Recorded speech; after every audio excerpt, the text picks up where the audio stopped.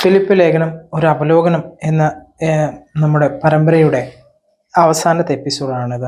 ദൈവം നമ്മളോരോരുത്തരും അനുഗ്രഹിക്കട്ടെ. ഇത്രയും കാലത്തെ ഇത്രയും ദിവസത്തെ എപ്പിസോഡുകൾ നിങ്ങൾക്ക് അനുഗ്രഹമായി തീർന്നു എന്ന് ഞാൻ വിശ്വസിക്കുകയാണ്. കേൾക്കുവാൻ കഴിയുന്നത് പോലെ വായിക്കണം, കേൾക്കണം. പ്രത്യേകിച്ച് ദൈവത്തിൻ്റെ വചനവും കയ്യിലെടുത്തുകൊണ്ട്, മൊബൈലിലൊക്കെ നമുക്ക് യൂസ് ചെയ്യാമല്ലോ, ദൈവത്തിൻ്റെ വചനം എടുത്തുകൊണ്ട് ഈ വചനങ്ങൾ അല്ലെങ്കിൽ ഞാൻ വായിച്ച വചനങ്ങൾ, ഞാൻ പറയുന്ന ആശയങ്ങൾ അതുപോലെ തന്നെയാണോ ഉള്ളത് എന്നുള്ളത് കൃത്യമായി പരിശോധിച്ച് വേണം മുന്നോട്ട് പോകാൻ. ഒരു കാരണവശാലും ഒരു കോൺട്രഡിക്ടറി, ഒരു കൺഫ്യൂഷൻ ലെവലിലേക്ക് നമ്മൾ മാറരുത്. പിശാച് അങ്ങനെ പോലും മുതലാക്കുവാനിടയാവരുത്. വളരെ പക്വതയോടുകൂടി തന്നെ നമ്മൾ ജീവിക്കേണ്ടത്, നമ്മൾ ക്രിസ്തുവിൽ വളരേണ്ട അത്യാവശ്യമാണ്. ദൈവം നമ്മൾ ഓരോരുത്തരെയും സഹായിക്കുമാറാകട്ടെ. ഫിലിപ്പ് ലേഖനം 4-ാം അധ്യായം അതിന് 9 വരെയുള്ള വാക്യങ്ങളാണ് കഴിഞ്ഞ നാളുകളിൽ വായിക്കുവാനിടയായി തീർന്നത്. ആരെങ്കിലും ഈ എപ്പിസോഡ് കാണുന്നുണ്ടെങ്കിൽ ദയവായി ഇതിന് മുന്നുള്ള എപ്പിസോഡുകൾ കാണണം. ഇതിൽ എഴുതിയിരിക്കുന്ന നന്മകളും അനുഗ്രഹങ്ങളും ആശീർവാദങ്ങളും അതുപോലെ തന്നെ ക്രിസ്ത്യ ജീവിതത്തിൻ്റെ മൂല്യങ്ങളും പ്രബോധനങ്ങളും എല്ലാം മനസ്സിലാക്കണമെങ്കിൽ കൃത്യമായ ഒരു ധാരണ ഈ ഫിലിപ്പ് ലേഖനത്തെക്കുറിച്ച് നമുക്ക് വേണം. ഞാൻ ഓടിച്ചാണ് പോയത്, അധികം എപ്പിസോഡുകളൊന്നുമില്ല. ഇതിൽ നിന്ന് പറയാൻ ഒരുപാട് കൂട്ടുവാക്യങ്ങളും വചനങ്ങളും ഒക്കെയുണ്ട്. അതിന് പ്രാപ്തരായ ഒരുപാട് ദൈവദാസന്മാർ നമ്മുടെ കൂട്ടത്തിലുണ്ട്. ഞാൻ അവരെ അതിനായി ഉദ്യമിപ്പിക്കുന്നു, അവരെ ഞാൻ അതിനായി എൻകറേജ് ചെയ്യുന്നു. നിങ്ങൾക്ക് ഓരോരുത്തരും നിങ്ങളുടെ പ്രാർത്ഥന മുറിയിൽ ദൈവം തരുന്നതായ ആശയങ്ങളും വെളിപ്പാടുകളും അനുഭവങ്ങളും ദൈവവചനത്തിൻ്റെ അടിസ്ഥാനത്തിൽ ഒരിക്കലും വെറുതെ പറയരുത്. ദൈവവചനത്തിൻ്റെ അടിസ്ഥാനത്തിൽ കൊണ്ടുവന്ന് അത് പറയണം. അത് ലോക മലയാളികൾക്ക് അല്ലെങ്കിൽ ക്രിസ്തുവിൽ വിശ്വസിക്കുന്ന എല്ലാവർക്കും പ്രയോജനകരമാകുന്ന രീതിയിലുള്ളതായ ഇങ്ങനെയുള്ളൊരു പ്ലാറ്റ്ഫോമിൽ ഇടുകയാണെങ്കിൽ അവരുടെ ജോലി ചെയ്യുമ്പോൾ, അവർ യാത്ര ചെയ്യുമ്പോൾ, അവർ പല കാര്യങ്ങളും നടക്കാൻ പോകുമ്പോൾ, എക്സസൈസ് ചെയ്യുമ്പോഴൊക്കെ അവർക്കത് പ്രയോജനമായി തീരും. അതെല്ലാം നിങ്ങൾക്ക് അതിനുള്ള കൃപയും കരുതലും കാവലും അതിനായി ദൈവം തരട്ടെ. ആവശ്യമായിരിക്കുന്ന കൃപ നിങ്ങൾക്ക് തരട്ടെ. എന്തെങ്കിലും ഒരു സഹായമോ മറ്റുമോ അല്ലെങ്കിൽ ആശയപരമായ സഹായങ്ങളോ അല്ലെങ്കിൽ ഒരു ഹെൽപ്പോ ഒക്കെ എൻ്റെ ഭാഗത്തു നിന്ന് വേണമെന്നുണ്ടെങ്കിൽ തീർച്ചയായും എന്നോട് ചോദിക്കുവാൻ മടിക്കരുത്. കമൻറ്റ് ബോക്സിൽ കമൻറ്റ് ചെയ്യുക. ദൈവം നമ്മൾ ഓരോരുത്തരും അനുഗ്രഹിക്കട്ടെ. അതിനു വേണ്ട ആശയങ്ങളോ അല്ലെങ്കിൽ വീഡിയോ എടുക്കേണ്ട സെറ്റപ്പുകൾ എങ്ങനെ ഉണ്ടാക്കാമെന്നോ അല്ലെങ്കിൽ എഡിറ്റിങ്ങോ എന്തെങ്കിലും വിഷയത്തിൽ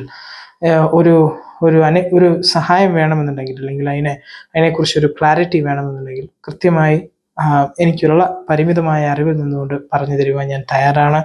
ദൈവം നമ്മൾ ഓരോരുത്തരെയും സഹായിക്കുമാറാകട്ടെ. ഫിലിപ്പ് ലേഖനം 4-ാം അധ്യായം അതിൻ്റെ 10 മുതലായ വാക്യങ്ങളാണ് ഇന്ന് നമ്മൾ വായിക്കുന്നത്. നിങ്ങൾ എന്നെക്കുറിച്ച് വീണ്ടും കരുതുവാൻ തുടങ്ങിയിരിക്കുന്നതിനാൽ ഞാൻ കർത്താവിൽ വളരെ സന്തോഷിച്ചു. മുമ്പ് തന്നെ നിങ്ങൾക്ക് കരുതലുണ്ടായിരുന്നു, എന്നാൽ നിങ്ങൾക്ക് അവസരം ലഭിച്ചിരുന്നില്ല. ബുദ്ധിമുട്ട് നിമിത്തമല്ല ഞാൻ പറയുന്നത്, ഞാൻ ആയിരിക്കുന്ന സാഹചര്യത്തിൽ തൃപ്തിയോടിരിക്കുവാൻ ഞാൻ പഠിച്ചിട്ടുണ്ട് എന്ന് പറയുന്നൊരു അനുഭവം ഉണ്ട്. Price the Lord. എന്താണ് ഇവിടെ പ്രത്യേകമായിട്ട് പറഞ്ഞിരിക്കുന്നത്? ഫിലിപ്പ് ലേഖനത്തിൽ 4-ാം അധ്യായം അതിന് 10-ാം വാക്യത്തിൽ ഇപ്രകാരമാണ് പൗലോസ് പറയുന്നത്.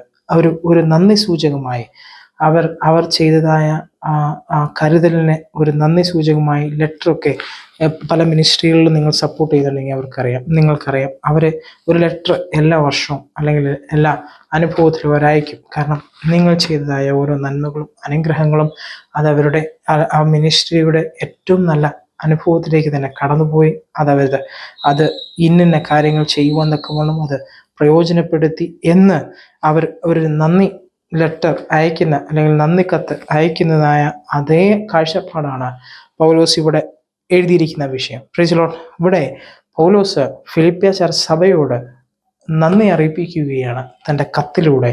അവൻ എന്താണ് കത്തിലൂടെ അർപ്പിക്കുന്നത്? നിങ്ങൾ വീണ്ടും എന്നെ കരുതുവാൻ നിങ്ങൾ തയ്യാറായി. അതിനായി ഞാൻ ദൈവത്തെ സ്തുതിക്കുന്നു. നിങ്ങൾക്കും അതിലും ഞാൻ കർത്താവിൽ വളരെ സന്തോഷിച്ചു. മുമ്പ് തന്നെ നിങ്ങൾക്ക് കരുതലുണ്ടായിരുന്നു, എന്നാൽ നിങ്ങൾക്ക് അവസരം ലഭിച്ചിരുന്നില്ല എന്ന് പറയുന്ന അനുഭവം. Price the Lord. ഇത് അദ്ദേഹത്തിന് ഒരു നന്ദി സൂചകമായി അദ്ദേഹം എഴുതിയിരിക്കുന്ന അനുഭവമാണ്. കാരണം മാത്രമല്ല അവരെ പ്രോത്സാഹിപ്പിക്കുകയും കൂടെയാണ്. അവരുടെ മനസ്സുണ്ടായിരുന്നു, പക്ഷെ പലപ്പോഴും അവസരം ലഭിച്ചിരുന്നില്ല എന്ന് പറയുന്ന അനുഭവം. Price the Lord. എന്തുകൊണ്ടാണ് അവസരം ലഭിക്കാതിരുന്നത് എന്ന് നമുക്കറിയില്ല. പക്ഷേ ഒരുപക്ഷെ യാത്രയിലായതുകൊണ്ടായിരിക്കാം, അല്ലെങ്കിൽ ഏത് ദേശത്താണെന്ന് അറിയാത്തത് കൊണ്ടായിരിക്കാം, അല്ലെങ്കിൽ പലവിധമായ പരിമിതികൾ, അന്നത്തെ കാലത്തെ പരിമിതികൾ ഉള്ളതുകൊണ്ടായിരിക്കാം. എന്തു തന്നെ ആയിരുന്നാലും അവർക്ക് അവസരം ലഭിച്ചിരുന്നില്ല എന്ന് പറയുന്നു. എന്നാൽ 11-ാമത്തെ വാക്യത്തിൽ, ബുദ്ധിമുട്ട് നിമിത്തമല്ല ഞാൻ പറയുന്നത്, ഞാൻ ആയിരിക്കുന്ന സാഹചര്യത്തിൽ സംതൃപ്തിയോടിരിക്കുവാൻ ഞാൻ പഠിച്ചിട്ടുണ്ട് എന്ന് പറയുന്ന അനുഭവം. ഇത് വളരെ ഇനി അങ്ങോട്ട് മുന്നോട്ട് പറയാൻ പോകുന്ന വിഷയങ്ങൾ വളരെ കോൺട്രഡിക്ടറി ആയി പലപ്പോഴും നമുക്ക് തോന്നിയെന്നിരിക്കാം. കാരണം പൗലോസ് തന്നെ ഇതിൻ്റെ 18 അല്ലെങ്കിൽ 4-19 വാക്യത്തിൽ ഇപ്രകാരം എഴുതിയിരിക്കുന്നു: എൻ്റെ ദൈവമോ നിങ്ങളുടെ ആവശ്യങ്ങളൊക്കെയും തൻ്റെ ധനത്തിനൊത്തവണ്ണം ക്രിസ്തുവേശുവിൽ മഹത്വത്തോടെ നിറവേറ്റി തരുമെന്ന് എഴുതിയിരിക്കുന്നു. Price the Lord. അവിടെ സാമ്പത്തികമായ അനുഗ്രഹത്തെ പറ്റിയിട്ടാണ് പൗലോസ് എഴുതുന്നത് 19-ാം വാക്യത്തിൽ. പക്ഷെ 11-ാം വാക്യത്തിൽ അദ്ദേഹം മെൻഷൻ ചെയ്യുന്നൊരു അനുഭവമുണ്ട്. എന്താണ് അവിടെ മെൻഷൻ ചെയ്യുന്നത്? എൻ്റെ ബുദ്ധിമുട്ട് നിമിത്തമല്ല എന്ന് പറയുന്നത് ഒരു അനുഭവമുണ്ട്. അദ്ദേഹത്തിന് അപ്പോൾ ബുദ്ധിമുട്ടുണ്ട് അല്ലേ എന്നാണ് കാണിക്കുന്നത്. മാത്രമല്ല, ഞാൻ ആയിരിക്കുന്ന സാഹചര്യത്തിൽ തൃപ്തിയോടിരിക്കുവാനും ഞാൻ പഠിച്ചിട്ടുണ്ട് എന്ന് പറയുന്നൊരു അനുഭവം. എന്താണ് അദ്ദേഹത്തിൻ്റെ സാഹചര്യം എന്നും കൂടെ അടുത്ത വാക്യത്തിൽ നമുക്ക് നോക്കാം. ദാരിദ്ര്യത്തിലിരിക്കുവാനും സമൃദ്ധിയായിരിക്കുവാനും എനിക്കറിയാം. തൃപ്തനായിരിക്കുവാനും വിശന്നിരിക്കുവാനും സമൃദ്ധിയിലിരിക്കുവാനും ബുദ്ധിമുട്ട് അനുഭവിപ്പാനും എല്ലാം ഞാൻ ശീലിച്ചിരിക്കുന്നു. എന്നെ ശക്തനാക്കുന്ന ക്രിസ്തു മുഖാന്തരം എനിക്ക് സകലതും ചെയ്യുവാൻ കഴിയും എന്ന് പറയുന്നൊരു അനുഭവം. Price the Lord. ഈ വാക്യം ഈ ആശയവുമായി ബന്ധപ്പെട്ടാണ് നിൽക്കുന്നത് കേട്ടോ. അപ്പം ഈ വാക്യം നമ്മൾ വേറെ എവിടെയെല്ലാം ഉപയോഗിക്കുന്നു, അതിനൊപ്പം ഈ ആശയം കൂടെ നമ്മൾ മനസ്സിൽ വെക്കണം. Price the Lord. എന്താണ് ഇവിടെ എഴുതിയിരിക്കുന്നത്? യഥാർത്ഥത്തിൽ ദാരിദ്ര്യമുണ്ട് അല്ലേ? ദാരിദ്ര്യം ഉള്ളത് കൊണ്ടല്ലേ ദാരിദ്ര്യത്തിലിരിക്കുവാനും എന്ന് പറയുന്നത്. അതേപോലെ തന്നെ എന്തുകൊണ്ട് സമൃദ്ധിയുമുണ്ട്, അതും സത്യമാണ്. പൗലോസ് സമൃദ്ധിയായുള്ള അനുഭവത്തിലും ഇരുന്നിട്ടുണ്ട്, ദാരിദ്ര്യത്തിലും ഇരുന്നിട്ടുണ്ട്, തൃപ്തനായിരുന്നിട്ടുണ്ട്, വിശന്നിരുന്നിട്ടുണ്ട്, സമൃദ്ധിയിൽ ഇരുന്നിട്ടുണ്ട്, ബുദ്ധിമുട്ട് അനുഭവിച്ചിട്ടുണ്ട്. എല്ലാത്തിനും പൗലോസ് ശീലിച്ചു എന്ന് പറയുന്നൊരു അനുഭവമുണ്ട്. Price the Lord. ഇത് സ്വാഭാവികമായി വരുന്ന ദാരിദ്ര്യ സുവിശേഷം എന്ന് പറയുന്ന അനുഭവമായി എങ്ങനെ കോൺട്രഡിക്ടറി ആയിരിക്കുന്നു എന്നും കൂടെ നമുക്ക് പരിശോധിക്കാം. Price the Lord. ഇത് കാരണം ഇത് ആ ആശയമല്ല ഇവിടെ പറയുന്നത്. പൗലോസ് എന്താണ് കൂടുതൽ ചെയ്തുകൊണ്ടിരുന്നത്? അദ്ദേഹം യാത്രകളാണ് ചെയ്തുകൊണ്ടിരുന്നത്. എത്ര വർഷം മുന്നേ? 2000 വർഷങ്ങൾക്ക് മുന്നേ ഉള്ള സംവിധാനങ്ങളും അനുഭവങ്ങളും അവിടുത്തെ കാര്യങ്ങളൊന്നും നമുക്ക് ഊഹിക്കുന്നതിനേക്കാൾ അപ്പുറത്താണ്. പൗലോസ് പോലും പല ചില ഗ്ലിംസുകൾ മാത്രമേ അതിനെക്കുറിച്ച് പറഞ്ഞിട്ടുള്ളൂ. Price the Lord. എന്ന് വെച്ചാൽ പീഡിപ്പിക്കപ്പെടുന്ന അനുഭവങ്ങൾ, അടിക്കപ്പെടുന്നതായ അനുഭവങ്ങൾ, കാരാഗ്രഹത്തിൽ വസിക്കുന്ന അനുഭവങ്ങൾ, കള്ളന്മാരാൽ കവർച്ച ചെയ്യപ്പെടുന്ന അനുഭവങ്ങൾ എല്ലാം ആർക്കുണ്ടായിട്ടുണ്ട്? പൗലോസിനുണ്ടായിട്ടുണ്ട്. മാത്രമല്ല, അന്നത്തെ വാഹന സൗകര്യങ്ങൾ ഇന്ന് പറയുന്നത് പോലെ വാഹന സൗകര്യങ്ങളല്ല. അന്നത്തെ ബാങ്കിങ് സംവിധാനം ഇന്നത്തെ സംവിധാനം പോലെ വളരെ മിനിറ്റുകൾക്കുള്ളിൽ നിമിഷങ്ങൾക്കുള്ളിൽ പൈസ എത്തുന്ന അനുഭവമാണോ? അല്ല. ലോകത്തിൻ്റെ ഏത് കോണറിൽ പോയാലും എൻ്റെ അക്കൗണ്ടിൽ നിന്ന് പൈസ എടുക്കാനുള്ള അനുഭവമുണ്ടോ? ഒരിക്കലുമില്ല. അന്നത്തെ കാലത്ത് അതിൻ്റെതായ എല്ലാ പരിമിതികളും ഉണ്ട്. പൗലോസ് എന്താണ് പറയുന്നത്? ഞാൻ ഇതെല്ലാം ശീലിച്ചിരിക്കുന്നു വെച്ചാൽ അത് ചില കാലഘട്ടങ്ങളിലേക്ക്, ചില അനുഭവങ്ങളിലേക്ക് പ്രായോഗിക ബുദ്ധിമുട്ടുകൾ കൊണ്ട്, അന്നത്തെ കാലത്തെ പ്രായോഗിക ബുദ്ധിമുട്ടുകൾ കൊണ്ട് എൻ്റെ ഈ പറഞ്ഞതായ അനുഭവത്തിൽ ഞാൻ ജീവിച്ചതായ അനുഭവങ്ങളുണ്ട്. ദാരിദ്ര്യത്തിൽ ജീവിച്ചിരിക്കാം, അതേപോലെ തന്നെ വിശന്നിരുന്നിട്ടുണ്ടാകാം, അതുപോലെ ബുദ്ധിമുട്ട് അനുഭവിച്ചിട്ടുണ്ടാകാം, ഇതെല്ലാം ഉണ്ടാകാം. പക്ഷെ ഇതെല്ലാം എന്താണ് കാണിക്കുന്നത്? അദ്ദേഹത്തിനൊന്നുമില്ലായിരുന്നു, അദ്ദേഹം ദരിദ്രനായിരുന്നു, അദ്ദേഹത്തിൻ്റെ കയ്യിലൊന്നും ഉണ്ടായിരുന്നില്ല, ഒരു കാര്യങ്ങളും അദ്ദേഹത്തിന് ചെയ്യാൻ പറ്റിയിരുന്നില്ല, അദ്ദേഹം ഉദ്ദേശിച്ചിരിക്കുന്ന കാര്യങ്ങളൊന്നും അദ്ദേഹത്തിന് നിവൃത്തിയാക്കുവാൻ കഴിഞ്ഞില്ല എന്നാണോ കാണിക്കുന്നത്? ഒരിക്കലുമല്ല. തീർച്ചയായും അദ്ദേഹത്തോട് ദൈവം പറഞ്ഞിരിക്കുന്ന കാര്യങ്ങളെല്ലാം അദ്ദേഹം ചെയ്തിട്ടുണ്ട്. 3 തവണ ലോകം മുഴുവൻ അദ്ദേഹം അന്നത്തെ കാലത്ത് ഏറ്റവും ചെന്നെത്താവുന്ന കേന്ദ്രങ്ങളിലും സ്ഥലങ്ങളിലും അദ്ദേഹം ചെന്നെത്തിയിട്ടുണ്ട്. 3 തവണ യാത്രകൾ ചെയ്ത്, കപ്പലുകളും മറ്റു കയറി ഇറങ്ങി അദ്ദേഹം യാത്രകൾ ചെയ്ത് ദേശം വിസിറ്റ് ചെയ്ത് അവിടുത്തെ വിശ്വാസികൾ ഉറപ്പിച്ചു പോന്നിട്ടുണ്ട് അല്ലേ? അപ്പം ഇതെല്ലാം ചെയ്യുന്നതിന് പണം ആവശ്യമില്ലേ? തീർച്ചയായും പണം ആവശ്യമുണ്ട്. എന്നാൽ ശരി, പണമില്ലാതെ നിങ്ങൾക്ക് ബസ്സിൽ ഒരു എൻട്രി കിട്ടുമോ? ഒരു ഫ്ലൈറ്റിൽ ഒരു ടിക്കറ്റ് എടുക്കാൻ പറ്റുമോ? പണമില്ലാത്തത് കൊണ്ട്. ഞാൻ ദരിദ്രനാണ്, എനിക്കൊന്നുമില്ല, എന്നാൽ എനിക്കൊരു ഫ്ലൈറ്റ് ടിക്കറ്റ് എടുത്ത് തരാമോ എന്ന് എനിക്ക് പറയാൻ പറ്റുമോ? ഒരിക്കലും പറയാൻ പറ്റില്ല. നമ്മൾ പൈസ കൊടുത്താലേ എന്ത് ചെയ്യാൻ പറ്റുള്ളൂ? യാത്ര ചെയ്യാൻ പറ്റുള്ളൂ. അല്ലെങ്കിൽ കള്ളവണ്ടി കയറണം. എങ്ങനെ? ട്രെയിനിലൊക്കെ നമ്മൾ പല ആൾക്കാരും കള്ളവണ്ടി കയറുന്നത് പോലെ.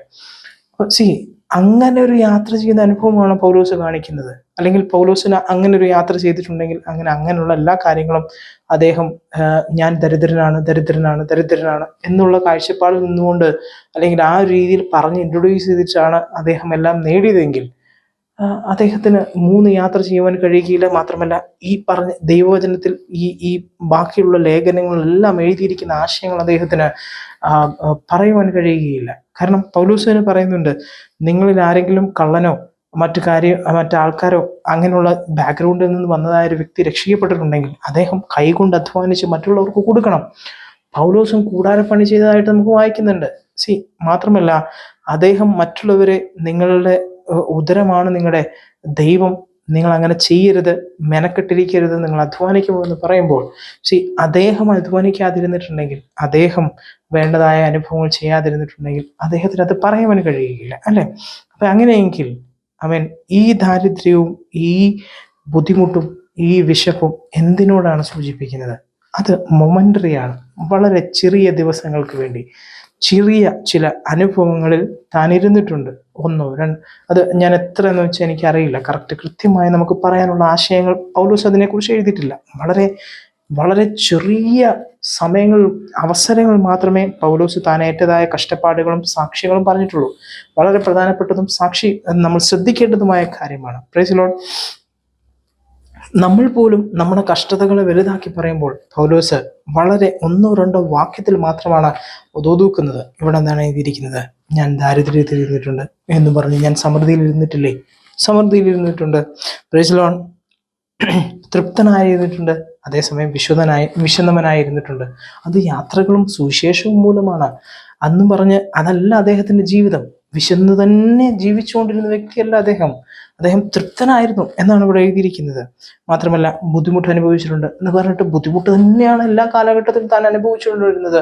അതുകൊണ്ട് ദാരിദ്ര്യ സുവിശേഷമാണ് ശരി എന്ന് നമുക്ക് പറയാൻ പറ്റുമോ? ഒരിക്കലുമല്ല. ദൈവം അദ്ദേഹത്തിന് സമൃദ്ധി കൊടുത്തിട്ടുണ്ടായിരുന്നു. ആമേൻ. ഇതിനെല്ലാം എന്ത് ചെയ്തിട്ടുണ്ട്? പൗലോസ് ശീലിച്ചിട്ടുണ്ട്. എന്നിട്ട് എടുത്തു പറയുകയാണ്, എന്നെ ശക്തനാക്കുന്ന ക്രിസ്തു മുഖാന്തരം എനിക്ക് സകലതും ചെയ്യുവാൻ കഴിയും എന്ന് പറയുന്ന അനുഭവം. മനുഷ്യൻ അപ്പം കൊണ്ട് മാത്രമല്ല ദൈവത്തിന്റെ വായിൽ നിന്ന് വരുന്ന വചനങ്ങളാൽ ജീവിക്കും എന്ന് എഴുതിയിരിക്കുന്ന അനുഭവമുണ്ട്. Price the Lord. എന്താണ് ആ വചനത്തിൽ എഴുതിയിരിക്കുന്നത്? മനുഷ്യന്റെ അപ്പം തീരുന്നിടത്ത്, അല്ലെങ്കിൽ അതിനൊരു മുടക്കം സംഭവിച്ചു എന്ന് ചിന്തിക്കുന്നിടത്ത് ദൈവത്തിന്റെ വചനം വായിക്കുകയും ധ്യാനിക്കുകയും ഉപവാസത്തോടെ ഇരിക്കുകയും ചെയ്യുന്നവർക്ക് ദൈവത്തിന്റെ പ്രവൃത്തികൾ, ദൈവത്തിന്റെ ശക്തി, ദൈവത്തിന്റെ വചനത്തിലൂടെ അവർക്ക് ആവശ്യമായിരിക്കുന്ന ശക്തിയും അനുഭവങ്ങളും പുഷ്ടിയും പുറപ്പെടുവാനിടയായി തീരും എന്നാണ് പറയുന്നത്. Price the Lord. ഉപവാസം ഇരിക്കുന്നവരെ കുറിച്ച് നമുക്കറിയാം, അല്ലെ? 21 ദിവസം, 7 ദിവസം, 3 ദിവസം, 41 ദിവസം ഒക്കെ ഉപവാസം ഇരിക്കുന്നവരെ കുറിച്ച് നമുക്ക് അറിയാം, അല്ലേ? അവരിയ്ക്കുമ്പോൾ അവർ കുടിക്കുന്നത് ആയ ലളിതമായ പാനീയങ്ങളോ മറ്റുമാണ് അവർ കുടിക്കുന്നത്. പക്ഷേ അവർക്ക് ആരോഗ്യം എവിടെ നിന്നാണ് വരുന്നത്? ദൈവത്തിന്റെ വചനത്തിൽ നിന്നും ദൈവത്തിന്റെ ആത്മാവിനാലും. അപ്പോൾ ഇതും പോസിബിൾ അല്ലേ? ചിലൊരവസരത്തിലേക്ക് വിശന്നിരിക്കുക, അല്ലെങ്കിൽ 1-2 ചില ദിവസങ്ങളിലേക്ക്, ചില മണിക്കൂറുകളിലേക്ക് വിശന്നിരിക്കുക എന്ന് പറയുന്നത് പോസിബിൾ അല്ലേ? തീർച്ചയായും പോസിബിൾ ആണ്. ദൈവത്തിന്റെ ശക്തി അദ്ദേഹത്തെ ശക്തീകരിക്കാൻ ശക്തനല്ലേ? തീർച്ചയായും ശക്തമാണ്. Price the Lord. കഴിവുള്ളതാണ് ദൈവത്തിന്റെ വചനത്തിന്. അപ്പൊ അതുകൊണ്ടാണ് ഇവിടെ എഴുതിയിരിക്കുന്നത്, എന്നെ ശക്തനാക്കുന്നവൻ മുഖാന്തരം ഞാൻ സകലത്തിലും മതിയായവൻ എന്ന് പറയുന്ന അനുഭവം. നമ്മുടെ അനുഭവങ്ങൾ എന്ത് ചെയ്തു, അല്ലെങ്കിൽ എൻ്റെ കയ്യിലെ കാശ് തീർന്നു എന്ന് നമ്മൾ ചിന്തിക്കുന്നിടത്ത് ദൈവത്തിന് പ്രവർത്തിക്കുവാൻ കഴിയുന്ന വീണ്ടും ചില മേഖലകളുണ്ട് എന്നും കൂടെയാണ് ഇവിടെ പറയുന്നത്. Price the Lord. അതുകൊണ്ട് ഒരിക്കലും ഒന്നിനെ കുറിച്ചും വിചാരപ്പെടരുത് എന്ന് മുകളിലെ വാക്യത്തിൽ എഴുതിയിട്ടുണ്ടെങ്കിൽ അത് ഇതും കൂടെ ഉൾപ്പെടുത്തിയിട്ടാണ്. നാളെ എന്ത് ചെയ്യും? യേശു അതിനെക്കുറിച്ച് പറയുന്നുണ്ട്, അല്ലേ? മത്തായിയുടെ സുവിശേഷം 6-ാം അധ്യായത്തിൽ എഴുതിയിരിക്കുന്ന അനുഭവമുണ്ട്. എന്തു ചെയ്യും, എന്തു കുടിക്കും, എന്തു ഉടുക്കുമെന്ന് നാളെക്കുറിച്ച് വിചാരപ്പെടരുത് എന്ന് പറയുന്നൊരു അനുഭവം. കാരണം അത് ജാതികൾ അന്വേഷിക്കുന്ന കാര്യങ്ങളാണ്. ദൈവമക്കളും ജാതികളും തമ്മിലുള്ള വ്യത്യാസം എന്താണ്? നമ്മൾ അങ്ങനെ ടെൻഷൻ അടിക്കുന്നവരാവുകയില്ല എന്നതാണ് നമ്മളെക്കുറിച്ചുള്ള വ്യത്യസ്തത. എങ്കിലും നമ്മൾ അധ്വാനിക്കത്തില്ലേ? അധ്വാനിക്കണം. അധ്വാനശീലമില്ലാത്തവരാണോ? അല്ല, ഒരിക്കലും ആവരുത്. പക്ഷേ നമ്മൾ നമ്മുടെ റെസ്റ്റിൽ നിന്നുകൊണ്ട്, എന്താണ് റെസ്റ്റ്? ദൈവം എന്നെ വിളിച്ചിരിക്കുന്ന ആ പദ്ധതിയിൽ നിന്നുകൊണ്ട്, ദൈവത്തിന്റെ വിളിയിൽ നിന്നുകൊണ്ട് നമ്മൾ ആ ദൈവം തന്നിരിക്കുന്ന കൃപയിൽ നമ്മൾ മാക്സിമം അധ്വാനിക്കുവാനിടയായിത്തീരും. Praise the lord. എന്താണോ നമ്മളെ ഏൽപ്പിച്ചിരിക്കുന്നത് അത് നമ്മൾ നിവർത്തിക്കുവാനിടയായിത്തീരും. അങ്ങനെ പൗലോസ് ഇവിടെ പറയുകയാണ്, എന്നെ ശക്തനാക്കുന്നവൻ മുഖാന്തരം ഞാൻ 3 ദിവസമായാലും ചില ദിവസങ്ങളായിരുന്നാലും ഉപവാസത്തോടെ ഇരിക്കാനോ വിശപ്പോടെ ഇരിക്കുവാനോ ദാരിദ്ര്യത്തിലിരിക്കുവാനോ അതല്ലെങ്കിൽ ബുദ്ധിമുട്ട് അനുഭവിക്കുവാനോ എന്നെ ദൈവം ശക്തീകരിച്ചിട്ടുണ്ട്. മാത്രമല്ല ഇതിനെല്ലാം മടങ്ങായി ദൈവം എനിക്ക് സമൃദ്ധി തന്നിട്ടുണ്ട്. ഞാൻ തൃപ്തനായിരുന്നിട്ടുണ്ട്. ഞാൻ വീണ്ടും സാമ്പത്തികമായി സമൃദ്ധി അനുഭവിച്ചിട്ടുണ്ട്. ബുദ്ധിമുട്ടുകളെല്ലാം അവസാനിച്ച കാലഘട്ടത്തിലൂടെയും കടന്നു പോയിട്ടുണ്ട്. പക്ഷെ ഇതെല്ലാം ഞാൻ ക്രിസ്തുവിനോടുകൂടെ ആയതുകൊണ്ട്, ക്രിസ്തുവിനെ ശക്തീകരിക്കുന്നത് കൊണ്ട് ഇതെല്ലാം ഒരുപോലെയാണ് ഞാൻ അനുഭവിക്കുന്നത്, അല്ലെങ്കിൽ ഒരേ രീതിയിൽ തന്നെയാണ് ഞാൻ എൻ്റെ മാനസിക നിലവാരം കൊണ്ടു നടക്കുന്നത് എന്നാണ് പൗലോസ് പറയുന്നത്. പല കർത്തൃദാസന്മാരും സുവിശേഷ വേല വിട്ട് പോകണം എന്ന് ആഗ്രഹിക്കുന്നവരാണ്. കാരണം അവരുടെ സാമ്പത്തികമായ വിഷയങ്ങൾ കൊണ്ട്. കാരണം പല വിഷയങ്ങളും അതിനകത്ത് അടങ്ങിയിട്ടുണ്ട്. ഇവിടെ പ്രത്യേകം എഴുത്തു പറഞ്ഞിരിക്കുന്ന സബ്ജക്റ്റ് എന്താണ്? ഫിലിപ്പിയ സഭ പൗലോസിനെ സപ്പോർട്ട് ചെയ്യുന്നു എന്ന് പറയുന്ന അനുഭവമുണ്ട്. Price the Lord. കഴിഞ്ഞ ദിവസങ്ങൾ നമ്മൾ സംസാരിച്ചതുപോലെ ദൈവദാസന്മാർക്ക് ദൈവം കരുതിയിരിക്കുന്ന നന്മകളും അനുഗ്രഹങ്ങളും അതിന് പ്രധാനപ്പെട്ട പങ്ക് അവരധ്വാനിച്ച് നേടുക, ഒരു കൂടാരപ്പണി പോയി ജോലി ചെയ്ത് നേടുക എന്നതല്ല. അവർ വിതയ്ക്കുന്നതായ വിത്തുകളിലൂടെ അല്ലെങ്കിൽ അവരുടെ ആടുകളിലൂടെ ഉള്ള നന്മകളും അനുഗ്രഹങ്ങളും അല്ലെങ്കിൽ അവരെ ദൈവം ഏൽപ്പിച്ചിരിക്കുന്ന ശുശ്രൂഷയിലൂടെ പുരോഹിതന്മാർക്ക് ലഭിക്കേണ്ട നന്മകളും അനുഗ്രഹങ്ങളും എന്താണോ എഹെസ്കേലിന്റെ പുസ്തകം 44-ാം അധ്യായം അതിൻ്റെ അവസാന ഭാഗങ്ങളിൽ എഴുതിയിരിക്കുന്നത്, അത് തന്നെയാണ് അവർക്ക് ലഭിക്കേണ്ടത്. പ്രേക്ഷകരോട് ഞാൻ ആ വാക്യങ്ങളൊന്ന് വായിച്ചു തരാം. എഹെസ്കേലിന്റെ പുസ്തകം 44-ാം അധ്യായം അതിൻ്റെ 28 മുതലായ വാക്യങ്ങൾ. അവരുടെ അവകാശമോ ഞാൻ തന്നെ അവരുടെ അവകാശമാകുന്നു. നിങ്ങൾ അവർക്ക് ഇസ്രായേലിൽ സ്വത്തൊന്നും കൊടുക്കരുത്, ഞാൻ തന്നെ അവരുടെ സ്വത്താകുന്നു. അവർ ഭോജനയാഗം, പാപയാഗം, അകൃത്യയാഗം എന്നിവ കൊണ്ട് ഉപജീവനം കഴിക്കണം. ഇസ്രായേലിലെ സമർപ്പിതമായതൊക്കെയും അവർക്കുള്ളതായിരിക്കണം. സകലവിധ ആദ്യഫലങ്ങളും ഉത്തമമായതും വഴിപാടായി വരുന്നതെല്ലാം എല്ലാവിധ വഴിപാടുകളും പുരോഹിതന്മാർക്കുള്ളതായിരിക്കണം. നിന്റെ വീടിന്മേൽ അനുഗ്രഹം വരുത്തേണ്ടതിന് നിങ്ങളെ തരിമാവിന്റെ ആദ്യ ഭാഗവും പുരോഹിതന് കൊടുക്കണം. സ്വാഭാവികമായി ചത്തതും കടിച്ചു കീറിപ്പോയതുമായ പക്ഷിയെയോ മൃഗത്തെയോ യാതൊന്നിനെയും പുരോഹിതൻ ഭക്ഷിക്കരുത് എന്ന് പറയുന്നൊരു അനുഭവമുണ്ട്. Price the Lord. എന്ന് വെച്ചാൽ ഇത് എഹെസ്കേലിന്റെ പുസ്തകമാണ്, പ്രവചന പുസ്തകമാണ്, ഒരിക്കലും പഞ്ചഗ്രന്ഥങ്ങളിൽ ഉൾപ്പെട്ടതല്ല. അതുകൊണ്ട് തന്നെ പുതിയ നിയമസഭയിലേക്കും ഈ ആശയം നീണ്ടിരിക്കുന്നു, അല്ലെങ്കിൽ ഇതിൻ്റെ അനുഭവങ്ങൾ നീണ്ടിരിക്കുന്നു. പൗലോസ് അത് എടുത്തു പറയുകയാണ്. നിങ്ങൾ എനിക്ക് തന്നതായ ആ അനുഭവത്തിൽ ഞാൻ ദൈവത്തിൽ കർത്താവിൽ സന്തോഷിക്കുവാനിടയായി തീർന്നു. ഞാൻ ബുദ്ധിമുട്ട് നിമിത്തമല്ല പറയുന്നത്. എന്നെ ശക്തനാക്കുന്നവൻ മുഖാന്തരം ഞാൻ സർവൈവ് ആകും. പക്ഷേ നിങ്ങളുടെ കുടുംബങ്ങൾക്ക് നിങ്ങളുടെ അനുഭവങ്ങൾക്ക് വിടുതലും അനുഭവങ്ങളും ആശയങ്ങളും അനുഗ്രഹങ്ങളും ഉണ്ടാകേണ്ടതിന് നിങ്ങൾ കൊടുക്കുന്നത് വളരെ പ്രധാനപ്പെട്ടതാണ്. ആ ആശയം നിങ്ങൾ മനസ്സിലാക്കി നിങ്ങൾ കൊടുക്കുന്നതിൽ ഞാൻ സന്തോഷവാനാണ്, ഞാൻ കൃതജ്ഞത ഉണ്ട്, ഞാൻ അർപ്പിക്കുന്നു എന്നാണ് അവിടെ പൗലോസ് പറയുന്നത്. എന്നെ ശക്തനാക്കുന്നവൻ മുഖാന്തരം ഞാൻ സകലത്തിനും മതിയായിരുന്നു. എങ്കിലും എൻ്റെ കഷ്ടതയിൽ നിങ്ങൾ കൂട്ടായ്മ കാണിച്ചത് നന്നായി. പൗലോസ് പറയുന്നതായ കഷ്ടത, കാരാഗ്രഹവും അങ്ങനെയുള്ളതായ അനുഭവത്തിൽ കഴിയുന്ന സമയമാണ്. അങ്ങനെ അവരെന്ത് ചെയ്യുന്നു? അവർ കൂട്ടായ്മ കാണിക്കുന്നു പൗലോസിനോട്. ഫിലിപ്പിയരെ സുവിശേഷ ഘോഷണത്തിന്റെ എൻ്റെ ആരംഭത്തിൽ ഞാൻ മക്കദോനിയയിൽ നിന്ന് പുറപ്പെട്ടപ്പോൾ നിങ്ങൾ മാത്രമല്ലാതെ ഒരു സഭയും കൊടുക്കൽ വാങ്ങലിൽ എന്നോട് കൂട്ടായ്മ കാണിച്ചില്ല എന്ന് നിങ്ങൾ അറിയുന്നു എന്ന് പറയുന്ന അനുഭവമുണ്ട്. Price the Lord. പൗലോസ് സുവിശേഷ ഘോഷണം ആരംഭിച്ചതായ കാലഘട്ടം മുതൽ മക്കദോനിയയിൽ നിന്ന് പുറപ്പെട്ടപ്പോൾ അവിടെ നിന്ന് പുറപ്പെടുന്ന സമയത്ത് ഈ സഭ, ഫിലിപ്പിയ സഭയല്ലാതെ വേറൊരു സഭയും കൊടുക്കൽ വാങ്ങലിൽ എന്നോട് കൂട്ടായ്മ കാണിച്ചില്ല എന്ന് പറയുന്നൊരു അനുഭവമുണ്ട്. Price the Lord. 1-ാം അധ്യായത്തിൽ നമ്മൾ ചർച്ച ചെയ്തു. തീർച്ചയായും 1-ാം അധ്യായം വായിക്കണം കേട്ടോ. നിങ്ങളുടെ സുവിശേഷത്തിലുള്ള നിങ്ങളുടെ കൂട്ടായ്മയോർത്ത് ഞാൻ ദൈവത്തിന് നന്ദി പറയുന്നു എന്ന് പറയുന്ന അനുഭവമുണ്ട്. Price the Lord. കൃപയിൽ എനിക്ക് കൂട്ടാളികളായ നിങ്ങളൊക്കെയും എൻ്റെ ബന്ധനത്തിലും സുവിശേഷത്തിന്റെ പ്രതിവാദത്തിലും സ്ഥിരീകരണത്തിനും ഞാൻ എൻ്റെ ഹൃദയത്തിൽ വഹിച്ചിരിക്കുന്നത് കൊണ്ട് നിങ്ങൾ എല്ലാവരെ കുറിച്ചും ഇങ്ങനെ വിചാരിക്കുന്നതിൽ എനിക്ക് ന്യായമാണല്ലോ എന്ന് പറയുന്ന അനുഭവമുണ്ട്. ആദ്യ ദിവസം 5-ാം വാക്യം, ആദ്യ ദിവസം മുതൽ ഇന്ന് വരെയും സുവിശേഷ ഘോഷത്തിൽ നിങ്ങൾക്കുള്ള കൂട്ടായ്മ കൊണ്ടാണിത് എന്ന് പറയുന്ന അനുഭവമുണ്ട്. Price the Lord. പൗലോസ് തന്നെ ദൈവം വിളിച്ചിരിക്കുന്ന വേലയിലേക്ക് ഇറങ്ങുമ്പോൾ തന്നെ സാമ്പത്തികമായി അനുഗ്രഹിക്കുകയും ആശീർവദിക്കുകയും ചെയ്തത് ഫിലിപ്പിയ സഭയാണെന്ന് കൃത്യമായി എഴുതി വെച്ചിരിക്കുന്നു. Price the Lord. അങ്ങനെയെങ്കിൽ അവർക്ക് ആ നന്മകളും അനുഗ്രഹങ്ങളും ഉണ്ട്. അത് മാത്രമല്ല, ഇപ്പോൾ ഈ കത്തെഴുതുന്ന സമയത്ത് അതിനുള്ള നന്ദി മാത്രമല്ല, അദ്ദേഹം എഴുതുന്നത് ഇപ്പോൾ ഈ സമയത്ത് അദ്ദേഹത്തെ സഹായിക്കുവാൻ വേണ്ടി അദ്ദേഹത്തിന് അയച്ചു കൊടുത്തതായ ആ കൂട്ടായ്മയെക്കുറിച്ചുള്ള നന്ദിയും കൂടെയാണ് എന്നാണ് പറഞ്ഞിരിക്കുന്നത്. Price the Lord.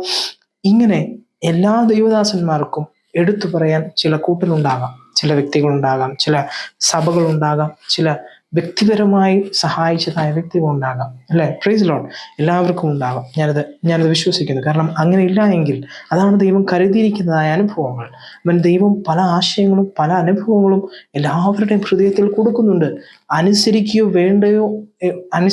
വേണ്ടയോ എന്ന് ചിന്തിക്കേണ്ടത് അവരവരുടെ കടമയാണ്. പക്ഷെ ആ ചോയ്സ് കൊണ്ടൊന്നും ഒരുപക്ഷെ ഞെരുക്കങ്ങൾ ഉണ്ടാവാം. അതുകൊണ്ടാണ് പൗലോസ് പറയുന്നത്, ഒരുപക്ഷെ ഞാൻ ഞെരുക്കങ്ങൾ അനുഭവിച്ചിട്ടുണ്ടാകാം, കഷ്ടത അനുഭവിച്ചിട്ടുണ്ടാകാം, ദാരിദ്ര്യം അനുഭവിച്ചിട്ടുണ്ടാകാം, വിശന്നിരുന്നിട്ടുണ്ടാകാം. പക്ഷെ അതെല്ലാം ഈ കൂട്ടായ്മ കാണിക്കാത്തതിൻ്റെ പരിമിതി കൊണ്ടാണ്. മറ്റ് സഭയും കൂടെ ഫിലിപ്പിയരെ പോലെ സുവിശേഷ ഘോഷണത്തിൽ പൗലോസിന് പങ്കാളികളായി തീരുന്നുണ്ടായിരുന്നുവെങ്കിൽ തീർച്ചയായും പൗലോസ് ഈ കഷ്ടതയോ ഈ ബുദ്ധിമുട്ടോ ഒന്നും അനുഭവിക്കുന്നത് കുറച്ച് കാലം മതിയായിരുന്നു. അല്ലെങ്കിൽ ആ അനുഭവങ്ങളെല്ലാം സമൃദ്ധമായി തന്നെ അദ്ദേഹത്തിന് ജീവിക്കുവാൻ കഴിയുമായിരുന്നു എന്നും കൂടെയുള്ള അനുഭവം കൂടെ ഇവിടെ ഉയർത്തി വെക്കുന്നുണ്ട്. മാത്രമല്ല മറ്റുള്ളവരെ ഉത്തേജിപ്പിക്കുകയും കൂടിയാണ്. ദൈവം നിങ്ങളെ അനുഗ്രഹിക്കട്ടെ എന്ന് പറഞ്ഞു. തെസ്സലോനിക്കയിലും എൻ്റെ ബുദ്ധിമുട്ട് തീർക്കുവാൻ നിങ്ങൾ 1-2 പ്രാവശ്യം അയച്ചു തന്നുവല്ലോ എന്ന് പറയുന്ന അനുഭവം 16-ാം വാക്യമാണ്. ആരെങ്കിലും ഇത് കാണാത്തതുണ്ടെങ്കിൽ വായിക്കണം, കൃത്യമായി വായിക്കണം കേട്ടോ. 4-ാം അധ്യായം 16-ാം വാക്യം. തെസ്സലോനിക്കയിലായിരുന്ന സമയത്തും പൗലോസിനുള്ള ബുദ്ധിമുട്ട് തീർക്കുവാൻ തക്കവണ്ണം 1-2 പ്രാവശ്യം ഫിലിപ്പിയ സഭ അയച്ചു കൊടുത്തു എന്ന് പറയുന്നൊരു അനുഭവം. 17-ാമത്തെ വാക്യം, ഞാൻ ദാനം ആഗ്രഹിക്കുന്നുവെന്നല്ല, നിങ്ങളുടെ കണക്കിലേക്ക് വർദ്ധിക്കുന്ന ഫലമത്രേ ഞാൻ ആഗ്രഹിക്കുന്നത്. എന്ന് വെച്ചാൽ മൊർദെഖായി പറയുന്നത് പോലെ നിങ്ങൾ പ്രവർത്തിച്ചാലും പ്രവർത്തിച്ചില്ലെങ്കിലും എസ്തേറെ, നീ ആ രാജസ്ഥാനത്ത് നിന്ന് നിന്റെ നന്മ നീ ആ രാജസ്ഥാനത്ത് നിന്ന് ഇസ്രായേലിന് വേണ്ടി അത് പ്രവർത്തിച്ചാലും പ്രവർത്തിച്ചില്ലെങ്കിലും ഇസ്രായേലിനുള്ള രക്ഷ എവിടെ നിന്നെങ്കിലും വരും. പക്ഷേ നീയും നിന്റെ കുടുംബവും നഷ്ടപ്പെട്ടു പോകും എന്ന് പറയുന്ന അനുഭവമുണ്ട്. എന്ന് പറയുന്ന പോലെ ഈ നന്മകളും ഈ കൂട്ടായ്മകളും സുവിശേഷ ഘോഷണത്തിൽ നിങ്ങൾ കൂട്ടായ്മ കാണിക്കണമെന്ന് പറയുന്നത് അത് ഞങ്ങൾ എങ്ങനെയെങ്കിലും സർവൈവ് ആവണം എന്നുള്ള കാഴ്ചപ്പാടിലല്ല, അല്ലെങ്കിൽ സുവിശേഷ പ്രവർത്തനം ചെയ്യുന്നവർ സർവൈവ് ആവണം എന്നുള്ള കാഴ്ചപ്പാടിലല്ല. അങ്ങനെ ഒരു കാഴ്ചപ്പാടേ ഇല്ല. കാരണം ആകാശത്തെ ഭൂമിയും ഉണ്ടാക്കിയ ദൈവത്തെയാണ് നമ്മൾ സുവിശേഷ വേല ചെയ്യുന്നവർ സേവിക്കുന്നതെങ്കിൽ അവർക്ക് ആവശ്യമായിരിക്കുന്ന എല്ലാ നന്മകളും അനുഗ്രഹങ്ങളും ഒരുക്കി കൊടുക്കുവാൻ സർവശക്തനായ ദൈവം മതിയായവനാണ്. അവൻ കാക്കയയക്കും, സാരഫാത്തിലെ വിധവയെ ആൾക്കാരെ അയക്കും. അവൻ കരുതിയിരിക്കും, ആ നന്മകളും അനുഗ്രഹങ്ങളും കരുതിയിരിക്കും. ഒരു പക്ഷേ ചെറിയ ബുദ്ധിമുട്ടുകളും ഞെരുക്കങ്ങളും ഉണ്ടാകാം. എന്തുകൊണ്ട്? അവൻ പറയുന്ന സമയത്ത് പറയുന്നത് പോലെ വിശ്വാസികൾക്ക് ചെയ്യാൻ കഴിയാത്തതുകൊണ്ട്. പക്ഷെ അതിനകത്തൊന്നും ഒരു സങ്കടവുമില്ലാതെ ദൈവം അവരെ നിലനിർത്തുകയും അവരെ ബലപ്പെടുത്തുകയും അവരെ ശക്തീകരിക്കുകയും ചെയ്യും. അതേസമയം നിങ്ങൾ കൊടുക്കുവാങ്ങലിൽ കൂട്ടായ്മ കാണിക്കുന്നത് സുവിശേഷത്തിന്റെ കൂട്ടായ്മയാണ് കാണിക്കുന്നത്. ഒരിക്കലും ആ വ്യക്തിയെ സപ്പോർട്ട് ചെയ്യുന്നു എന്നുള്ള കാഴ്ചപ്പാടല്ല. സുവിശേഷത്തിന് കൂട്ടായ്മ കാണിക്കുന്നതുകൊണ്ട് തന്നെ എന്നിലൂടെ എന്തെല്ലാം ഫലങ്ങൾ പുറപ്പെടുന്നുണ്ടോ അതിൻ്റെ ഒരു പങ്ക്, ഒരു നന്മ നിങ്ങൾക്കും അവകാശപ്പെട്ടതാണ് എന്നാണ് പൗലോസ് പറയുന്നത്. ഇപ്പോൾ എനിക്ക് വേണ്ടുവോളമുണ്ട്, സമൃദ്ധവുമായിരിക്കുന്നു. നിങ്ങൾ അയച്ചു തന്നത് സൗരഭ്യപൂർണമായി ദൈവത്തിന് പ്രസാദവും സുഗ്രാഹ്യവുമായ യാഗമായി എപ്പഫ്രാത്തോസിന്റെ കയ്യാൽ ഞാൻ സ്വീകരിച്ച് തൃപ്തനായിരിക്കുന്നു എന്ന് പറയുന്ന അനുഭവമുണ്ട്. Price the Lord. ഈ ദാനം വരുന്ന സമയത്ത് പൗലോസിന് എന്തുണ്ട്? ഇപ്പോൾ എനിക്ക് വേണ്ടതെല്ലാം ഉണ്ട്. എല്ലാ സമൃദ്ധിയിലുമാണ് പൗലോസ് നിൽക്കുന്നത്. അനുഗ്രഹത്തിലാണ് പൗലോസ് നിൽക്കുന്നത്. കാരണം മറ്റു പല വഴികളും ദൈവം തുറന്നു കൊടുത്തിട്ടുണ്ട്. അതുകൊണ്ട് ചേർന്നാണ് ഇവർ കൊടുത്തതായ ഈ നന്മയും ഒരു സൗരഭ്യവാസനയായി, സൗരഭ്യപൂർണമായ ദൈവത്തിന് പ്രസാദവും സുഗ്രാഹ്യവുമായ യാഗമായി പൗലോസിന്റെ കരങ്ങളിലേക്ക് എത്തിയത് അത് അനുഭവിച്ച് പൗലോസ് തൃപ്തനായിരിക്കുന്നു എന്ന് പറയുന്ന അനുഭവമുണ്ട്. എൻ്റെ ദൈവമോ, എന്നിട്ടാണ് അവരെ അനുഗ്രഹിച്ച് പ്രാർത്ഥിക്കുന്നത്, എൻ്റെ ദൈവമോ നിങ്ങളുടെ ആവശ്യങ്ങളൊക്കെയും തൻ്റെ ധനത്തിനൊത്തവണ്ണം ക്രിസ്തുയേശുവിൽ മഹത്വത്തോട് നിറവേറ്റി തരും. നമ്മുടെ ദൈവവും പിതാവായവൻ എന്നേക്കും മഹത്വമാവൻ എന്ന് പറയുന്ന അനുഭവം. Price the Lord. ഈ നന്മകളും അല്ലെങ്കിൽ ഇങ്ങനെയുള്ള കൂട്ടായ്മ കാണിക്കുന്നവർക്ക് പ്രത്യേകമായി എഴുതിയിരിക്കുന്ന ഒരു നന്മയാണ്, ഒരു അനുഗ്രഹമാണ് ഇത്. Price the Lord. ഇതിന് കഴിയാത്തവരായ ഒരുപാട് പേരുണ്ടാകാം. ഇപ്പോൾ തന്നെ ഞാനിത് പറയുമ്പോൾ തന്നെ വളരെ സാമ്പത്തികമായ ഞെരുക്കങ്ങളിലൂടെ കടന്നു പോകുന്ന വ്യക്തികളുണ്ടാകാം. നാളെ എന്താകും, കടഭാരമുണ്ട്, പ്രയാസങ്ങളുണ്ട്, ബുദ്ധിമുട്ടുണ്ട്, എന്ത് ചെയ്യാൻ പറ്റും? ഇതിൻ്റെ ഇടയിൽ കൂടെയാണ് ഇപ്പോൾ ഇവർക്ക് അയച്ചു കൊടുക്കണം, ദേവദാസന്മാരെ സഹായിക്കണം, അല്ലെങ്കിൽ സഭയ്ക്ക് കൊടുക്കണം എന്നൊക്കെ പറയുന്നത്. ഇതൊക്കെ നടക്കുമോ? ഇതൊക്കെ പോസിബിൾ ആണോ? ഇങ്ങനെയൊക്കെ ചെയ്യാൻ പാടുണ്ടോ എന്നൊക്കെ അല്ലെങ്കിൽ ഇതൊക്കെ നടക്കുമോ എന്നെക്കൊണ്ട് എന്ന് ചിന്തിക്കുന്ന ഒരുപാട് വ്യക്തികൾ ഇത് കേൾക്കുന്നുണ്ടാകാം. പക്ഷേ നിങ്ങൾക്കൊരാഗ്രഹമുണ്ടെങ്കിൽ അത് നിവർത്തിക്കുവാൻ ആകാശത്തെയും ഭൂമിയും ഉണ്ടാക്കിയതായ ദൈവം നിങ്ങൾക്ക് മുന്നിൽ നിൽക്കും. അവൻ 2 കൊരിന്ത്യർ ലേഖനം 9-ാം അധ്യായം അതിൻ്റെ 9-ാമത്തെ വാക്യത്തിൽ എഴുതിയിരിക്കുന്നത് പോലെ വിതയ്ക്കുന്നവന് വിത്തും അവൻ ഭക്ഷിക്കുന്നവന് ആഹാരവും കൊടുക്കുന്നത് ദൈവമാണ്. Price the Lord. അത് നൽകി നിങ്ങളെ വിധേയം നിങ്ങളുടെ അനുഭവങ്ങളെയും അനുഗ്രഹിക്കുവാൻ ശക്തനായ വ്യക്തിയാണ്.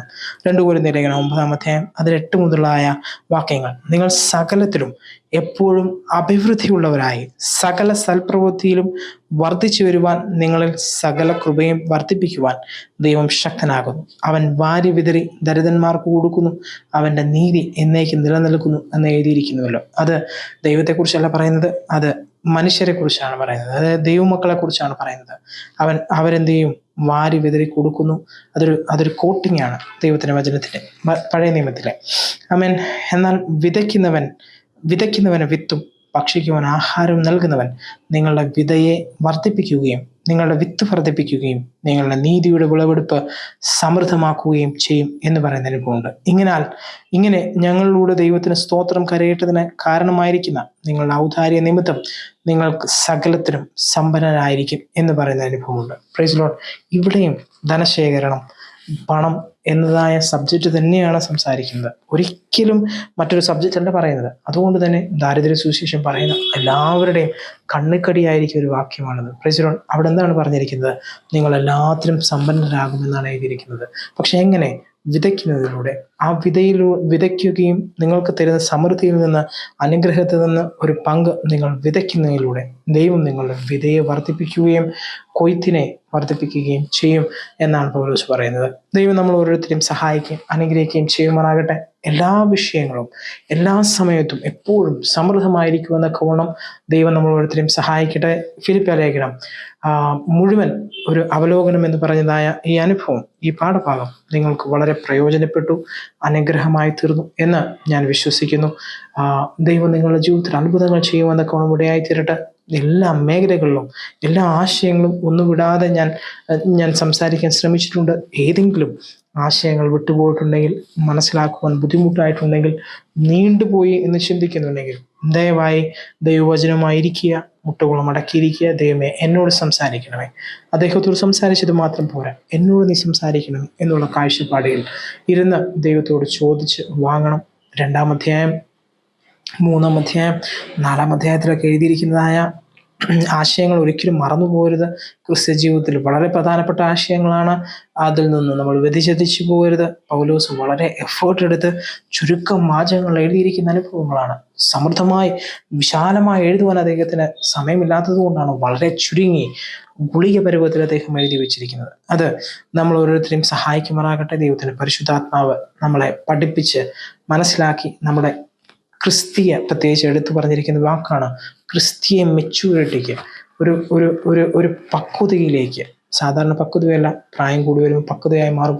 പണത്തിൻ്റെ കാര്യത്തിൽ കൈകാര്യം ചെയ്യുന്ന ഒരു പക്വതയാവും. ലോകപ്രകാരം അതൊക്കെ പക്വതയായിട്ട് കണക്കാക്കാം. പക്ഷേ ദൈവവചന പ്രകാരമുള്ള പക്വതയിലേക്ക് കടക്കേണ്ടതിന് ദൈവം നമ്മൾ ശ്രമിക്കുന്നവരായി തീരണം. അത് ദൈവം നമ്മളെക്കുറിച്ച് ആഗ്രഹിക്കുന്നുണ്ട്. പൗലോസും ആഗ്രഹിക്കുന്നുണ്ട്. അത് തന്നെ അനുകരിക്കാൻ മാക്സിമം അദ്ദേഹം പറയുന്നുണ്ട്.